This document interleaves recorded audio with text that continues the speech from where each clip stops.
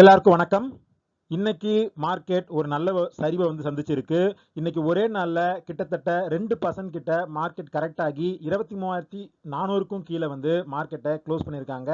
இதுக்கான காரணம் என்ன அப்படின்னு பார்த்தோம்னா ஆக்சுவலி 2-3 காரணங்கள் இருக்கு. அதுல மிக முக்கியமான காரணம் இன்டர்நேஷனல் லெவல்ல திரும்ப அமெரிக்காவுக்கும் ஈரானுக்குமான அந்த டென்ஷன் அப்படிங்கிறது ரீசர்ஃபேஸ் ஆயிருக்கு. ட்ரம்ப் வந்து என்ன சொல்லியிருக்காரு அப்படின்னா, இந்த 2 கண்ட்ரீஸ்க்கு இடையிலான அந்த அமைதி ஒப்பந்தம் அப்படிங்கிறது ஒரு மேசிவ் லைஃப் சப்போர்ட்ல வந்து இருக்கு. எப்பனாலும் வந்து அது வந்து பிரீச் பண்ணப்படலாம் அப்படிங்கிற மாதிரி வந்து அவர் இண்டிகேட் பண்ணியிருக்காரு.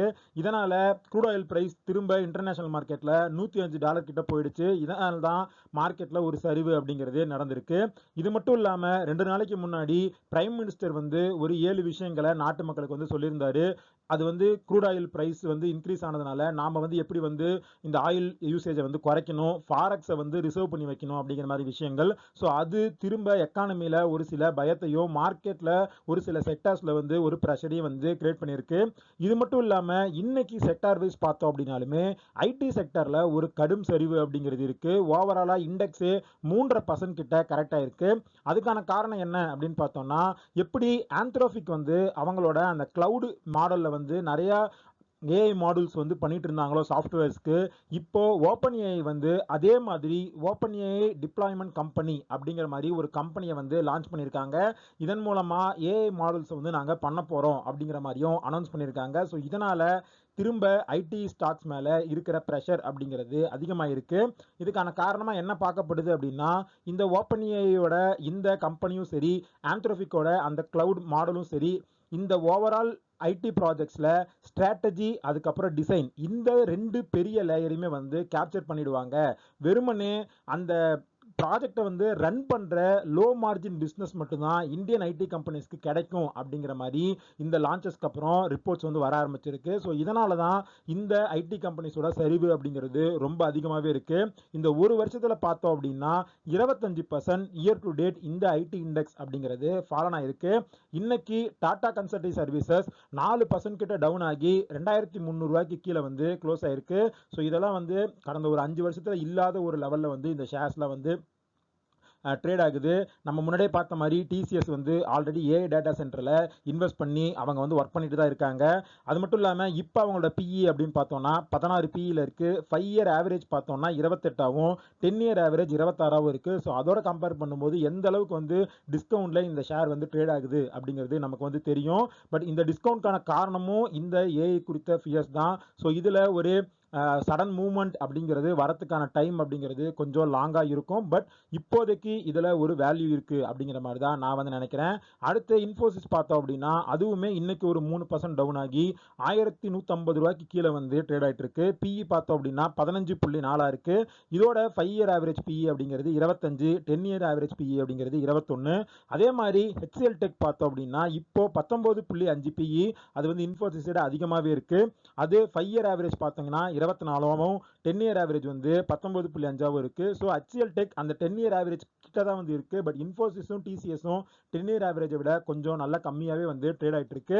ஸோ இந்த ஒரு ஆப்பர்ச்சுனிட்டியில் இந்த ஐடி கம்பெனிஸை எங்கெல்லாம் முடியுமோ அங்கங்கே கொஞ்சம் கொஞ்சமாக வந்து நான் வந்து அக்குமுலேட் பண்ணிட்டு இருக்கேன்.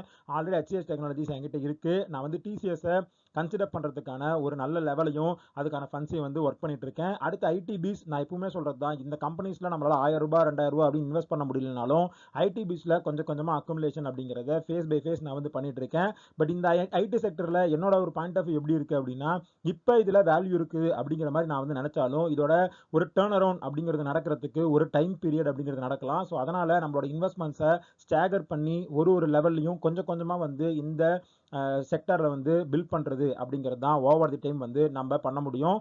பல்காக இப்போயே வந்து நம்ம இன்வெஸ்ட் பண்ணோம் அப்படின்னா அது திரும்ப இன்னும் ஒரு சரிவையோ இல்லை ஒரு டைம் கரெக்ஷனையோ கொடுக்கும்போது அது நமக்கு ஒரு ஃப்ரஸ்ட்ரேஷனை வந்து கொண்டு வரதுக்கான வாய்ப்பு அப்படிங்கிறது அதிகமாகவே இருக்குது. அடுத்து ஸ்டாக் ரிலேட்டட் நியூஸ் என்ன அப்படிங்கிறத பார்க்கலாம். சவுத் இந்தியன் பேங்க் அவங்களோட ரிசல்ட்ஸை வந்து கொடுத்துருந்தாங்க. அதை தொடர்ந்து அந்த கம்பெனியோட சிஇஓ பிஆர் சேஷாத்ரி என்ன சொல்லியிருக்காரு அப்படின்னா, ஆர்பிஐ வந்து இந்த கோல்டு லோனில் ஏப்ரல் 1 2026 ஒரு சில ஸ்ட்ரிக்ட் கைடன்ஸை வந்து கொடுத்துருந்தாங்க. அதாவது லோன் டு வேல்யூ வந்து எவ்வளோ கொடுக்க முடியும், எண்ட் யூஸ் வந்து எந்த மாதிரிலாம் இருக்கணும் அப்படிங்கிற மாதிரி. ஸோ அதெல்லாம் வந்து எங்களோட பிஸ்னஸை வந்து கொஞ்சம் பாதிச்சிருக்கு. ஸோ கோல்டு லோனோட க்ரோத் அப்படிங்கிறது கொஞ்சம் ஸ்லோ டவுன் ஆயிருக்கு அப்படிங்கிற மாதிரி சொல்லியிருக்காங்க. அது மட்டும் இல்லாமல் இந்த ரிசல்ட்டில் பார்த்தோம் அப்படின்னா நெட் இன்ட்ரெஸ்ட் மார்ஜின் 3%க்கும் கீழே வந்து இருக்கு, 2.95. இது லாஸ்ட் இயர் வந்து 3.21 இருந்தது. இப்போ சிஇஓ என்ன சொல்லியிருக்காரு அப்படின்னா, நாங்கள் கூடிய சீக்கிரமே 3.25% அந்த நெட் இன்ட்ரெஸ்ட் மார்ஜினுக்கு வந்து கொண்டு வரதுக்கு ஒர்க் பண்ணிட்டு இருக்கோம். அதுக்காக நாங்கள் என்ன பண்ணியிருக்கோம் அப்படின்னா, கார்பரேட்ஸ்க்கு லோன் கொடுக்கறத விட இந்த ரீட்டைல் பீப்புளுக்கு வந்து லோன் கொடுக்கறது, அதன் மூலமாக வந்து நெட் இன்ட்ரெஸ்ட் மார்ஜினை வந்து புஷ் பண்ணுறது அப்படிங்கிற அந்த விஷயத்தில் வந்து ஒர்க் பண்ணிட்டு இருக்கோம் அப்படிங்கிற மாதிரி அவர் வந்து அப்டேட் பண்ணியிருக்காரு. இன்னைக்கும் சவுத் இந்தியன் பேங்க் வந்து ஒரு 3.5% டவுனில் தான் வந்து ட்ரேட் ஆகிட்டு இருந்தது. அடுத்து தமிழ்நாடு மெர்கன்டைல் பேங்க் வந்து என்ன சொல்லியிருக்காங்க அப்படின்னா, இந்த ஃபினான்ஷியல் இயர் 27ல் 1000 எம்ப்ளாயிஸ் கிட்ட நாங்கள் வந்து ஆட் பண்ண போகிறோம். அது மட்டும் இல்லாமல் பேங்க்குள்ள டெக்னாலஜியை வந்து நல்லா வந்து மேக்ஸிமைஸ் பண்ணி அதன் மூலமாக ப்ரொடக்டிவிட்டியும் வந்து நாங்கள் இன்க்ரீஸ் பண்ண போகிறோம் அப்படிங்கிற மாதிரி அப்டேட் பண்ணியிருக்காங்க. இந்த ஒரு வாரத்தில் தமிழ்நாடு மெர்கன்டைல் பேங்க் அப்படின்னு பார்த்தோம்னா 10% கிட்ட சரிஞ்சிருக்கு.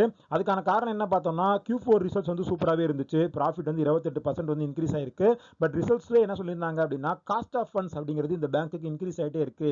ஸோ இது அடுத்தடுத்த குவார்ட்டர்ஸ்ல நெட் இன்ட்ரெஸ்ட் மார்ஜினை வந்து டவுன் பண்ணுறதுக்கான வாய்ப்பு அப்படிங்கிறது இருக்கு அப்படிங்கிற மாதிரி இன்வெஸ்டர்ஸ் கிட்ட ஒரு சின்ன பயம் அப்படிங்கிறது இருக்கு. அது மட்டும் இல்லாமல் கடந்த ஒரு மாசத்துக்கும் மேல இந்த ஷேர் வந்து ஒரு பாசிட்டிவ் மொமெண்டம்ல இருந்ததுனால வேல்யூவேஷன் அப்படிங்கிறது கொஞ்சம் அதிகமாக போயிடுச்சு. ஆல்ரெடி லெகசி இஷ்யூஸ் வந்து இதுக்கு இருக்கிறதுனால தான் இந்த பேங்க் வந்து 2 புக்கு 3 புக்கு அந்த மாதிரிலாம் வந்து ட்ரேட் ஆகாமல் 1 to 1.5 அப்படிங்கிற அந்த லெவல்லே வந்து ட்ரேட் ஆகிட்டு இருந்துச்சு. ஸோ இப்போ திரும்ப புக் வேல்யூக்கு கீழே வந்து வந்திருக்கு. ஸோ இந்த ப்ரைஸில் இந்த ஷேரை வந்து கன்சிடர் பண்ணலாம் அப்படிங்கிறது தான் என்னோட ஒரு ஒப்பீனியனாக இருக்குது. நான் இங்கேயுமே கொஞ்சம் கொஞ்சமாக வந்து அக்குமுலேட் தான் பண்ண போகிறேன். ஏன்னா அடுத்தடுத்து இன்ஃப்ளேஷன் ஃபியர்ஸ் இந்த மாதிரியான விஷயங்கள் வரும்போது பேங்க்ஸ்க்கு அது வந்து நெகட்டிவாக வரதுக்கான வாய்ப்பு அப்படிங்கிறது அதிகமாக இருக்குது. ஸோ இங்கே ஒரு ஆப்பர்ச்சுனிட்டி திரும்ப தமிழ்நாடு மெர்கன்டைல் பேங்க்ல ஓப்பன் ஆகலாம், 600 ரூபாய்க்கு கீழே வந்து ஷேர் பிரைஸ் போகலாம் அப்படிங்கிற மாதிரி தான் நான் வந்து எதிர்பார்க்குறேன். அடுத்து எஸ் பேங்க்கு வந்து ஆர்பிஐ ஒரு பெனால்ட்டி வந்து இம்போஸ் பண்ணியிருக்கோம் அப்படிங்கிற மாதிரி சொல்லியிருக்காங்க. அதுக்கான காரணம் என்ன அப்படின்னா, கேஒய்சியில் ஒரு சில ப்ரொவிஷன்ஸை வந்து இந்த பேங்க் வந்து ஃபாலோ பண்ணல அப்படின்னு சொல்லி ஒரு 31 லட்ச ரூபா வந்து பெனால்ட்டி வந்து இம்போஸ் பண்ணியிருக்காங்க. இன்னைக்கு எஸ் பேங்க்குமே 3% கிட்ட கரெக்டாகி தான் ட்ரேட் ஆகிட்டு இருக்கு. அடுத்து நம்ம நேற்று வீடியோவில் பேசின மாதிரி இந்த ஜுவல்லரி ரிலேட்டட் ஷேர்ஸ் வந்து ஒரு பயங்கர ஃபாலை வந்து நேற்று சந்திச்சிருந்தாங்க. அதுக்கான காரணம் பிரைம் மினிஸ்டர் மோடி வந்து கோல்டு வாங்குறத ஒரு வருஷம் தள்ளி போடுங்க அப்படிங்கிற மாதிரி கேட்டிருந்தது தான். அதோட இம்பாக்ட் அப்படிங்கிறது இன்னைக்குமே மார்க்கெட்டில் வந்து இருந்துச்சு. Titan, Kalyan jewellers, Thangamayil jewellery இவங்க எல்லாருமே நல்ல கரெக்ஷன் அப்படிங்கிறத கொடுத்துட்டே இருக்காங்க. டைட்டன் பார்த்தோம் அப்படின்னா நம்ம முன்னாடி டிஸ்கஸ் பண்ண மாதிரி வேல்யூவேஷன் அப்படிங்கிறது அந்த சைடு கொஞ்சம் அதிகமாக இருக்கு. பட் கல்யாண் ஜுவல்லர்ஸ் வந்து 52 வீக் ஐ அப்படின்னு பார்த்தோம்னா அது வந்து 600 ரூபாய்க்கு மேலே வந்து இருந்திருக்கு. அங்கேருந்து இப்போ 360 ரூபா அப்படிங்கிற லெவலில் வந்து வந்திருக்கு. பிஇ பார்த்தோம் அப்படின்னா 29 பிஇயாக வந்து இருக்கு. ஸோ 320 ரூபாயிலிருந்து 340 ரூபா அப்படிங்கிறது இந்த ஷேரை அக்குமுலேட் பண்ணுறதுக்கு ஒரு நல்ல ரேஞ்சாக இருக்கும் அப்படிங்கிற மாதிரி நான் வந்து நினைக்கிறேன். ஸோ 340 ரூபா கிட்ட வந்துச்சுன்னா இந்த ஷேரில் வந்து அக்குமுலேஷன் அப்படிங்கிறத ஸ்டார்ட் பண்ணலாம் அப்படிங்கிறது தான் என்னோட ஒரு ஒப்பீனியனாக இருக்குது. ஸோ அது வரைக்கும் நான் வந்து வெயிட் தான் பண்ண போகிறேன். அடுத்து தங்கமயில பார்த்தோம் அப்படின்னா இன்னைக்கு நல்ல கரெக்ஷன் வந்து தங்கமயில இருந்திருந்தாலுமே இங்கே வேல்யூவேஷன் அப்படிங்கிறது 50 பிஇக்கு மேலே இருக்குது. ஸோ இப்போதைக்கு தங்கமயில எந்த ஆப்பர்ச்சுனிட்டி இருக்கிறதா நான் வந்து பார்க்கல. அடுத்து க்ரோ ஷேர்ஸ். இந்த க்ரோ ஷேர்ஸ் வந்து மார்க்கெட்டில் லிஸ்ட் ஆனதுக்கு அப்புறமே கொஞ்சம் ஏற்ற இறக்கம் அப்படிங்கிற மாதிரி ட்ரேட் ஆகி அதே லெவலில் தான் வந்து இருந்துச்சு. இப்போ ஐபிஓ லாக்கிங் பீரியட் வந்து எக்ஸ்பைரி ஆனதுனால பெரிய இன்வெஸ்டர்ஸ் எல்லாருமே அவங்களோட ஸ்டேக்கை வந்து சேல் பண்ணியிருக்காங்க இன்னைக்கு. இதனால ஷேர் ஒரே நாளில் 7% கிட்ட கரெக்டாக இருக்கு. இந்த ஷேர்லாம் கொஞ்சம் வேல்யூவேஷனும் அதிகமாக இருக்கு. அதனால இந்த பக்கம் நான் வந்து எந்த இன்வெஸ்ட்மெண்ட்டுமே வந்து பண்ற ஐடியால எப்பவுமே வந்து இல்லை. அடுத்து இன்னைக்கு ONGC ஷேர் பார்த்தோம் அப்படின்னா ஒரு 5%, ஆயில் இந்தியா ஷேர் ஒரு 7.5% வந்து அப் ஆகி ட்ரேட் ஆகிட்டு இருந்தாங்க. அதுக்கான காரணம் என்ன அப்படின்னு பார்த்தோம்னா, கவர்மெண்ட் வந்து ஒரு ரிலீஃப் வந்து இந்த கம்பெனிஸ்க்கு கொடுத்துருக்காங்க. அது என்ன அப்படின்னா, இந்த கம்பெனிஸ் எல்லாமே பூமியில இருந்து ஆயில் எடுக்கிறதுக்கோ இல்லை கேஸ் எடுக்கிறதுக்கோ சென்ட்ரல் கவர்மெண்ட்டுக்கு ஒரு ராயல்ட்டி தொகை வந்து பே பண்ணும். அதை வந்து கொஞ்சம் குறைச்சிருக்காங்க. இது இந்த கம்பெனிஸ்க்கு பாசிட்டிவாக வந்து ரிஃப்ளெக்ட் ஆகும் அப்படிங்கிறதுனால தான் இன்னைக்கு இந்த ஷேர்ஸ் எல்லாமே பாசிட்டிவாக வந்து ட்ரேட் ஆகிட்டு இருக்கு. பட் ஆயில் கம்பெனிஸ், கேஸ் கம்பெனிஸ்லாம் ப்ராஃபிட் பாசிட்டிவாக ட்ரேட் ஆகிட்டு இருந்தாலும் ஆயில் மார்க்கெட்டிங் கம்பெனிஸ் எல்லாமே பயங்கர நெகட்டிவ்ல தான் இன்னமுமே வந்து இருக்கு. பிபிசிஎல், ஹெச்பிசிஎல், ஐஓசிஎல் இவங்க எல்லாருமே நல்ல நெகட்டிவ்ல தான் இருக்காங்க. இந்த கம்பெனிஸ் எல்லாமே ஒரு நல்ல டிவிடெண்டை வந்து பே பண்ணுவாங்க அப்படிங்கிறதுக்காக தான் இதை வந்து நான் வந்து வாட்ச் லிஸ்ட்டில் போட்டு வச்சிருக்கேன். என்னோட டிவிடெண்ட் பிளேலிஸ்ட்டில் ஒரு வாட்ச் லிஸ்ட்டில் வந்து இந்த கம்பெனிஸ்லாம் இருக்குது. இப்போதைக்கு என்கிட்ட எந்த ஹோல்டிங்குமே கிடையாது. இந்த ப்ரைஸில் டிவிடெண்ட் ஈல்டு அப்படின்னு பார்த்தோம்னா 2%லேருந்து 3.5% வரைக்கும் கம்பெனிஸ்குள்ளே இருக்குது. பட் இப்போதைக்கு இந்த சரிவில் இந்த ஷேரில் ஒரு ஆப்பர்ச்சுனிட்டி இருக்கா அப்படின்னு பார்த்தோம்னா இந்த செக்மெண்ட்ல என்ன நடந்துட்டு இருக்கு அப்படிங்கறத நியூஸ்ல வந்து பார்க்கலாம். ஃபர்ஸ்ட் கவர்மெண்ட் என்ன சொல்லிட்டு இருக்காங்க அப்படின்னா, இப்போ ரீசெண்டா நடந்த இந்த க்ரூட் ஆயில் பிரைஸ் இன்க்ரீஸ்க்கு அப்புறம் இந்த ஆயில் மார்க்கெட்டிங் கம்பெனிஸ் எல்லாமே ஒரு நாளைக்கு 1000 கோடி கிட்ட லாஸ் பண்றாங்க அப்படிங்கிற மாதிரி சொல்லியிருக்காங்க. அதனால பெட்ரோல் ஆயில் பிரைஸ் வந்து எப்பனாலும் வந்து இன்க்ரீஸ் ஆகலாம். பட் இன்க்ரீஸ் ஆகிற நியூஸ் வரும்போது இந்த ஷேர்லாம் பாசிட்டிவா வந்து ட்ரேட் ஆகும். பட் கம்பெனிஸோட அனலிஸ்ட் எல்லாரும் என்ன சொல்றாங்க அப்படின்னா, இந்த ஆயில் மார்க்கெட்டிங் கம்பெனிஸ் அடுத்த Q1 பண்ண போற லாஸ் அப்படிங்கிறது போன ஃபினான்ஷியல் இயர் ஃபுல்லா ஒரு வருஷம் ஃபுல்லா பண்ண ப்ராஃபிட்டை ஒரே குவார்டரா லாஸா வந்து புக் பண்றதுக்கான வாய்ப்பு இருக்கு அப்படிங்கிற மாதிரி சொல்லியிருக்காங்க. ஸோ வெயிட் பண்ணி இதுல ஏதாவது நல்ல ஒரு ஃபால் நடக்குது, நல்ல ஒரு ஆப்பர்ச்சுனிட்டி இருக்கு அப்படின்னா அப்ப வந்து இதை வந்து நான் கன்சிடர் பண்ணலாம். ஏன்னா நம்ம டிவிடெண்ட்டுக்காக ஒரு ஷேரை வந்து கன்சிடர் பண்ணும்போது எந்த அளவுக்கு லோல வாங்குறோமோ அந்த அளவுக்கு வந்து ஒரு டிவிடெண்ட் yield வந்து நமக்கு நல்லா கிடைக்கும். ஸோ அதனால இப்போதைக்கு இந்த OMC ஷேர் எல்லாமே வந்து வாட்ச் லிஸ்ட்ல போட்டு வச்சிருக்கேன். எந்த கம்பெனிஸ்லயாவது ஏதாவது ஒரு நல்ல அப்டேட் வரும்போது அதையுமே வந்து நான் வீடியோல அப்டேட் பண்றேன். அடுத்து நேற்று வீடியோவில் டாக்டர் ரெட்டியோட Q4 ரிசல்ட்ஸ் இன்னைக்கு வரும் அப்படிங்கிற மாதிரி டிஸ்கஸ் பண்ணியிருந்தோம். அதே மாதிரி சிப்லாவுமே இன்னைக்கு அவங்களோட Q4 ரிசல்ட்ஸை வந்து கொடுக்க போறாங்க. அனலிஸ்ட் எல்லாமே என்ன சொல்லியிருக்காங்க அப்படின்னா, அவங்க ப்ராஃபிட் 42% இயர் ஆன் இயர் குறையறதுக்கான வாய்ப்பு இருக்கு. ஏன்னா அமெரிக்கால சேல்ஸ் வந்து வீக்கா இருக்கு அப்படிங்கிற மாதிரி சொல்லியிருக்காங்க. நேற்று வீடியோலேயே ஜெஃப்ரீஸ் வந்து சிப்லா 1150 ரூபா கிட்ட வரும் அப்படிங்கிற மாதிரி சொல்லியிருந்தாங்க. அப்படிங்கிறது டிஸ்கஸ் பண்ணியிருந்தோம். ஸோ ரிசல்ட் எப்படி வருது அப்படிங்கிறத பார்த்துட்டு இந்த ஷேர்ல ஏதாவது ஆப்பர்ச்சுனிட்டி ஓப்பன் ஆகுதா, இப்பயே வந்து இது ஒரு நல்ல கன்சிடரேஷன் ரேஞ்சில் இருக்கு அப்படிங்கிற மாதிரி நான் வந்து நினைக்கிறேன். ஒரு 1300 1250 ரூபா அப்படிங்கிற லெவல்ல இருக்கு. ஸோ அங்கிருந்து ஒரு 1150 ரூபாய்க்கு வந்து நமக்கு ஒரு ஆப்பர்ச்சுனிட்டி கொடுக்குதா அப்படிங்கிறத நம்ம வெயிட் பண்ணி தான் பார்க்கணும். அடுத்து இன்னைக்கு ஃபெடரல் பேங்க்ல ஒரு 3% ஃபால் வந்து இருந்தது. அதுக்கான காரணம் என்ன அப்படின்னு பார்த்தோம்னா, இவங்களோட சப்சிடரியான ஃபெட் பேங்க் ஃபினான்ஷியல் சர்வீசஸ்ல ட்ரூ நார்த் ஃபண்ட் அப்படிங்கிற கம்பெனி அவங்களோட என்டையர் ஸ்டாக்கை வந்து வித்திருக்காங்க. ஸோ இதனால தான் இன்னைக்கு மெயின் கம்பெனியான ஃபெடரல் பேங்க்ல ஒரு ஃபால் அப்படிங்கிறது இருக்கு. பட் இங்க புக் வேல்யூ அப்படிங்கிறது கொஞ்சம் கம்மியாக இருக்கனால பிரைஸ் டு புக் 2 டைம்ஸ்க்கு மேல இருக்கு.